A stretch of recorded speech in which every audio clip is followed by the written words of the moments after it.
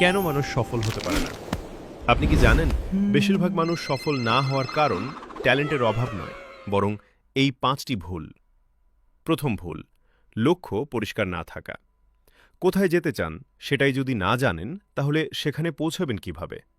দ্বিতীয় ভুল, কাজ ফেলে রাখা। আগামীকাল করব, এই একটি অভ্যাসই হাজারো স্বপ্ন শেষ করে দেয়। তৃতীয় ভুল, নতুন কিছু না শেখা। পৃথিবী প্রতিদিন বদলাচ্ছে, কিন্তু আপনি যদি একই জায়গায় থাকেন তাহলে ধীরে ধীরে পিছিয়ে পড়বেন। চতুর্থ ভুল, সহজেই হাল ছেড়ে দেওয়া। অনেকেই সফলতার একদম কাছাকাছি গিয়ে থেমে যায়। পঞ্চম ভুল, মোবাইল আর সোশ্যাল মিডিয়ায় অতিরিক্ত সময় নষ্ট করা।